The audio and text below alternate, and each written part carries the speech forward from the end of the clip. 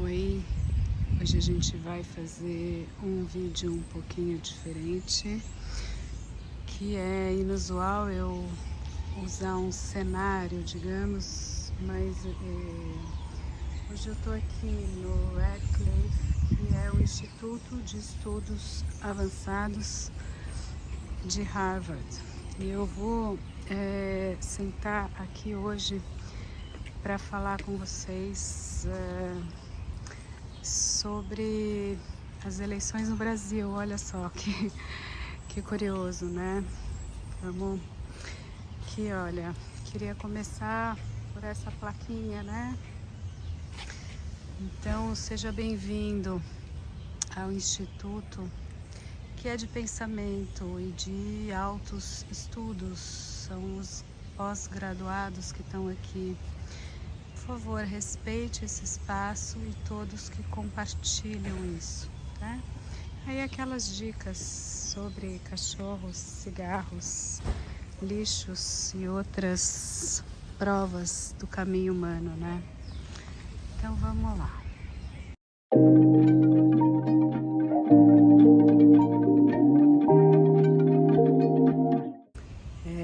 Nesse dia nublado, um pouco chuvoso, levemente frio, mas não tanto quanto pode ser. Aqui em Cambridge, perto de Boston, costa leste americana, uma região de água, de vento, de frio. Vamos tentar elaborando, né? Os acontecimentos, eles demandam da gente possibilidade de pensar.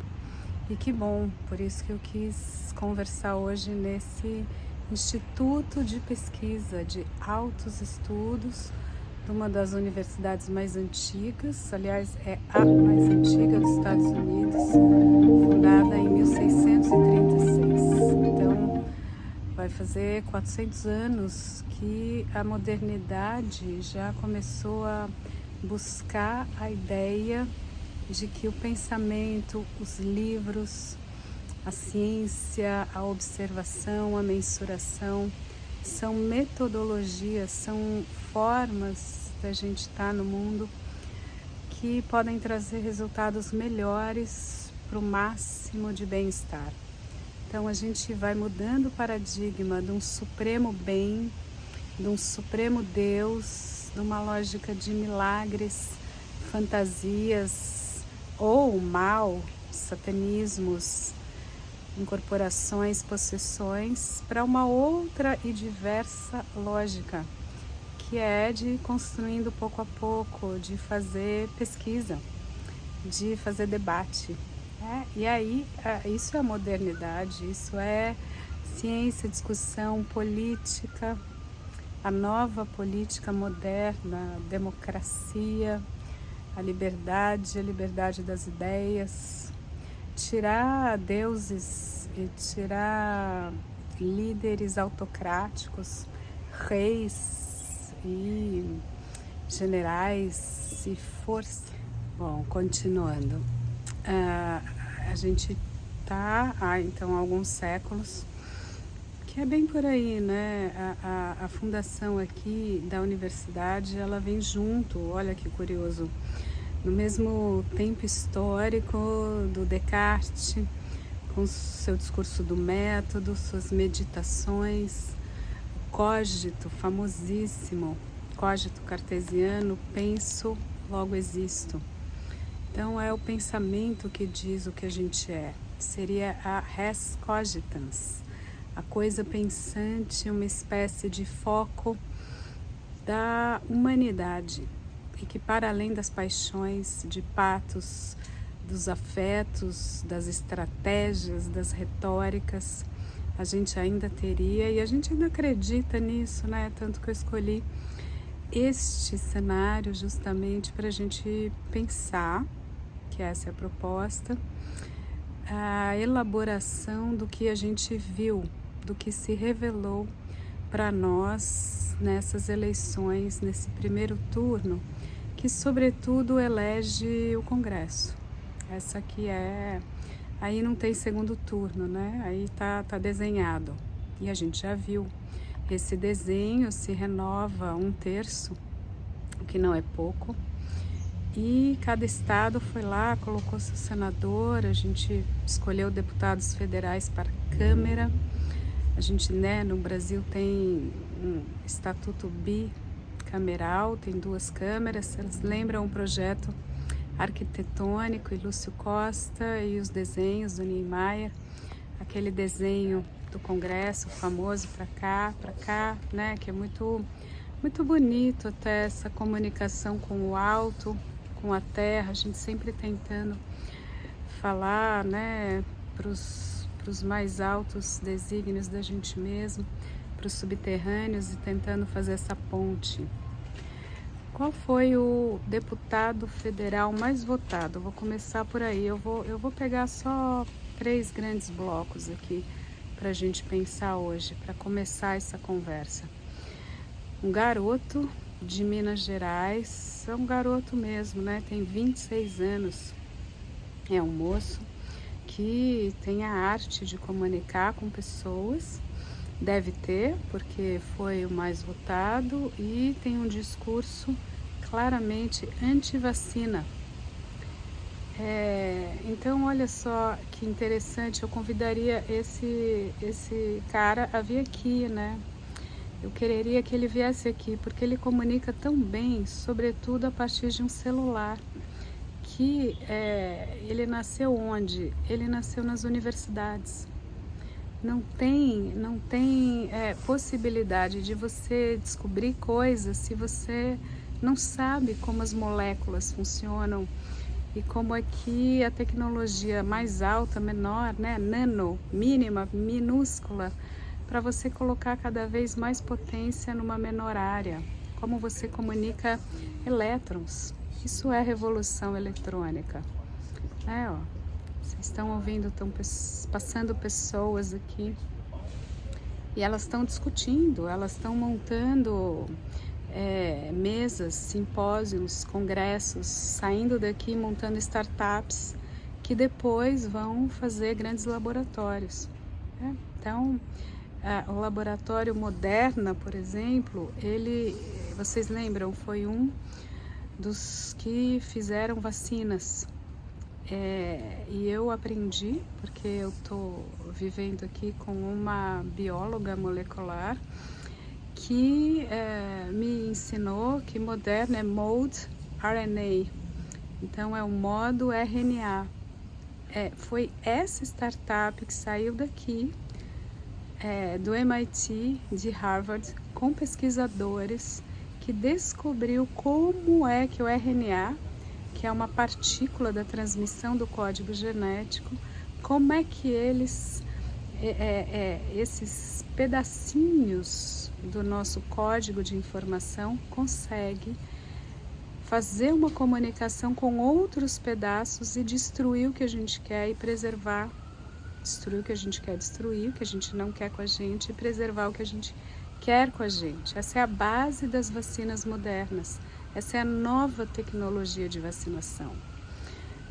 Por que eu estou falando tudo isso? Porque a gente ainda vota e a gente ainda deseja que nos represente pessoas que estão dizendo nada disso funciona, nada disso é verdade, porque tem forças transcendentais que me protegem, ou essas forças desses genes são os malignos, o vírus do mal, ou dos chineses, ou de qualquer representação fantasiosa, tanto para o lado de uma salvação mágica, quanto do inimigo que vai te colocar numa posição paranoide.